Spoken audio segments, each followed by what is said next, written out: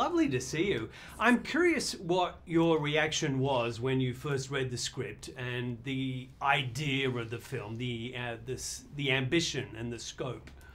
Yeah, I was blown away by the ambition and the scope, and I really had a lot of questions for Damien after I read the script because I didn't understand how we would be fighting at a dinner table and then flying off into space. I was like, how does this all live in the same movie? And he was very patient with me and answered my questions for a very long time.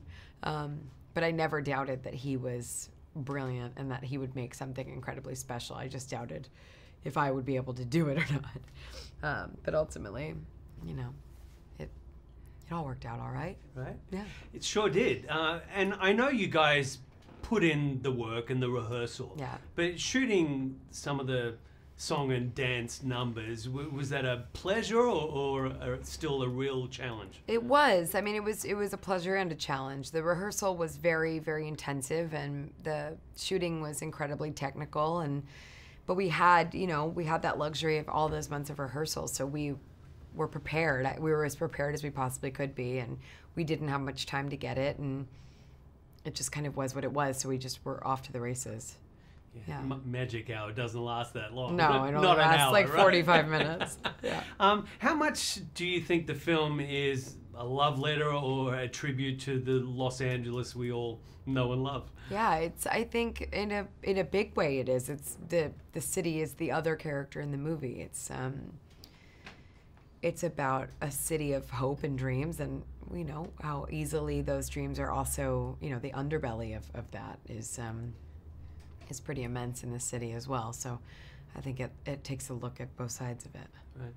How much overlap was there between you and your character, the beginnings in Hollywood, the auditions, that kind of thing? Quite a bit. Yeah. Except for I was 15, whereas Mia's 26 or 27. So I had that kind of, I was thinking about, okay, well, it's one thing when you're 15 or 16 and you're almost playing hooky from school, being homeschooled, auditioning, and you're getting to do all this really exciting stuff. And it's another thing when you've been living in LA for 6 years and you're 27 years old and you dropped out of college and you're still going, and it was an interesting kind of yeah.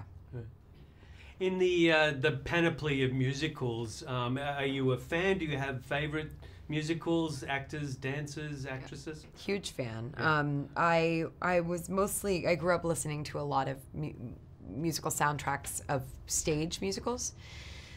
So that was mostly what I was interested in. I would go see, plays on stage, and that was what I loved. And but I watched Grease, and I watched a lot of Disney, animated movies. And then as I got older, I saw Singing in the Rain and American in Paris, and fell in love with Gene Kelly, and I loved Ginger Rogers and Fred Astaire, of course, and yeah, so that was actually a kind of a later development for me, was the movie musicals. Right. And the film does tap on that nostalgia for Yeah. good reason, right? Right. Now, you took the film to Venice, and it was really well received critically, and now it's award season, and it's getting noticed. At this stage, what would recognition for the film mean during award season? I mean, I think it is so exciting and a huge honor. I think also, I've just been really focusing on having gotten to be part of a movie that feels this special and this kind of unique. I think that's sort of the cake. That's, the rest is lovely, lovely icing, but this is the cake. So I'm really just grateful to be part of it.